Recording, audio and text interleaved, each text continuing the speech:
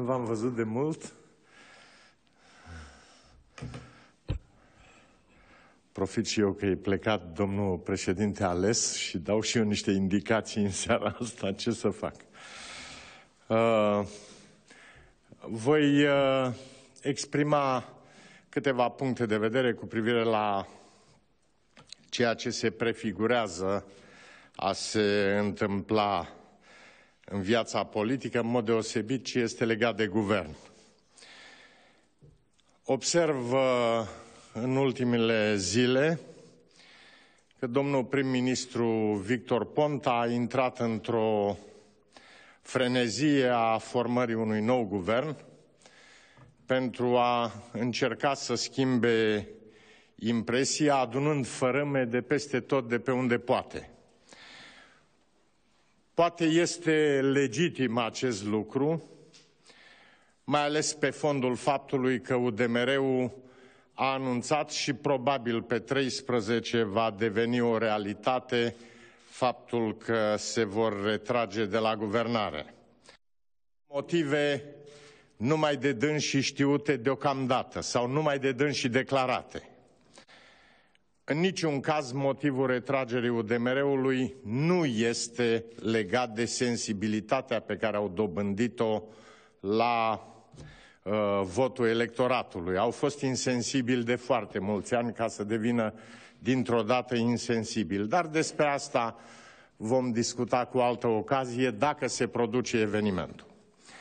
Însă devine de neînțeles frenezia cu care domnul Ponta încearcă să formeze un guvern în jurul domniei sale.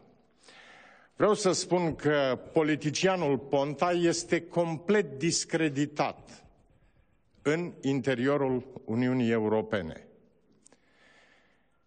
Este complet discreditat și prezența domniei sale în fruntea guvernului nu este decât un element de discreditare și pentru România, indiferent care este majoritatea în Parlament. Elementele pe care îmi susțin această afirmație, dincolo de ceea ce știu, sunt chiar faptele domniei sale. În Europa nu s-a uitat faptul că a fost unul din artizanii loviturii de stat din vara anului 2012. La acest lucru, domnul Victor Ponta a adăugat și a reconfirmat înclinația sa spre lipsă de democrație cu ocazia alegerilor prezidențiale, când, deși prin lege, responsabilitatea organizării alegerilor aparține guvernului, deci primul responsabil este Victor Ponta, nici în turul 1, nici în turul 2 nu s-au asigurat condiții pentru ca românii să-și poată exercita votul. Nimeni în Uniunea Europeană nu crede că a fost o întâmplare. Toți au înțeles că a fost un blocaj generat de guvern, pentru că, tradițional, stânga nu obține majoritatea voturilor din diaspora. Deci este un alt element care îl discreditează profund pe domnul Victor Ponta. Un al treilea lucru, plagiatul domniei sale, care se adaugă și el la imaginea unui premier. N-a existat ministru sau demnitar în Europa care să nu demisioneze când este acuzat de plagiat. Domnia sa încă mai crede că față de acțiunile pe care vi le-am expus, plagiatul nu contează. Nu contează pentru el, care are o biografie falsificată. Dar pentru europeni contează. Iar dânsul vrea să fie din nou prim-ministru guvernului României, într-un guvern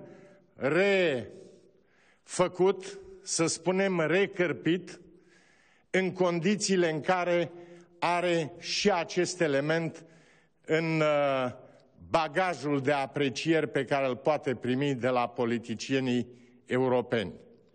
În sfârșit, faptul că în intervalul 1997-2001 a fost ofițer al unui serviciu de informații, fără să facă public acest lucru, iar această activitate a fost în flagrantă contradicție cu prevederile articolului 131 din Constituție, care interzice procurorilor să aibă și alte funcții publice, este un alt element de discreditare profundă a domnului Victor Ponta. De aceea, chiar dacă sunt la sfârșit de mandat, pentru binele României, public îl rog pe Victor Ponta să-și asume în calitate de președinte PSD formarea unui nou guvern, dar din care domnia sa să lipsească pentru binele României și pentru credibilitatea României. Vă mai dau un element.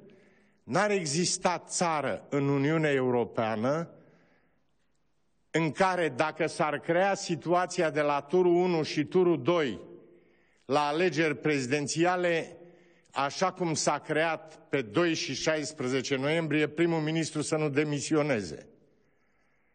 La noi, domnul Ponta se consideră îndreptățit să rămână în funcție. Stai, frate, la partidul tău care te susține, care te-a votat, dar nu murdări imaginea României. Fac apel la Victor Ponta să înțeleagă că în acest moment a devenit un bolovan de piciorul României.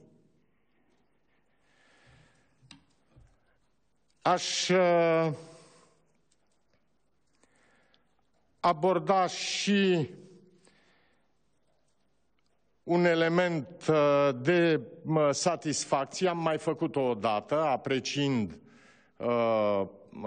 reacția la solicitarea președintelui ales, modul cum Parlamentul a avizat și arestările și începerile de urmăriri penale din ultima perioadă, cu excepție incidentului de ieri cu Teodorescu, incident care eu sper să fie rezolvat favorabil, pentru că s-au creat premize ca raportul MCV din luna ianuarie să fie un raport bun.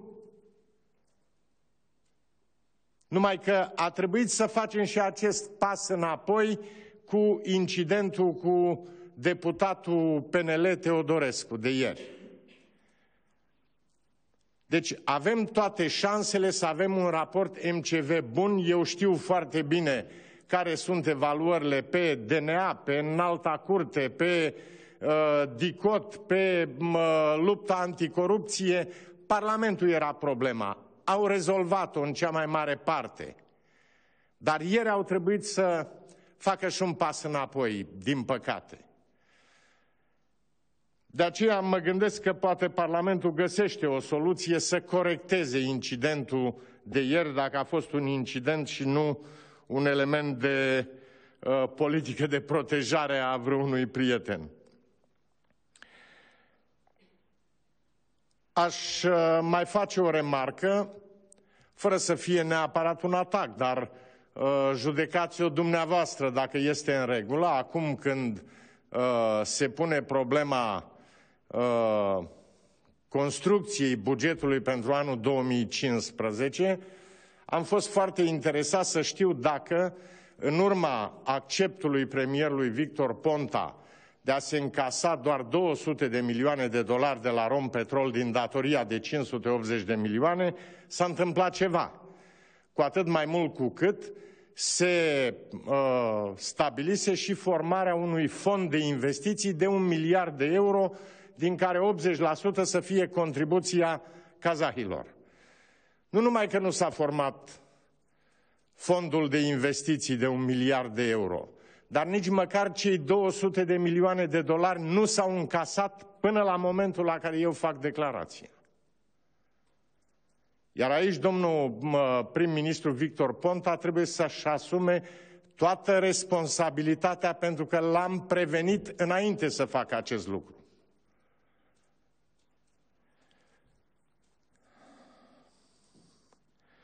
În sfârșit, astăzi am auzit de la domnul prim-ministru Victor Ponta apelul la consens, spunând că a fost un adevărat consens cu CAS-ul, cu reducerea CAS-ului și că efectul a fost foarte bun. Îi aduc aminte că n-a fost în consens cu mine, l-am atenționat că va avea probleme majore în alcătuirea bugetului și respectarea termenilor și a tratatului fiscal și a angajamentelor pe care România le are de reducere a deficitului până la situația în care să nu ne mai creștem datoria publică, pentru că, de fapt, aici este cheia procesului de reducere continuă a deficitului. Să ajungem să nu mai împrumutăm bani pentru a executa bugetul. Știu că în momentul de față are dificultăți, nu știu cum le va rezolva. N-aș vrea însă ca rezolvarea să fie o întrerupere a acordului cu fondul.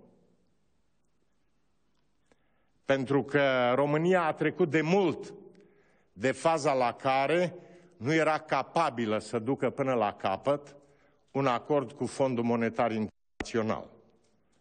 A trecut de mult de această fază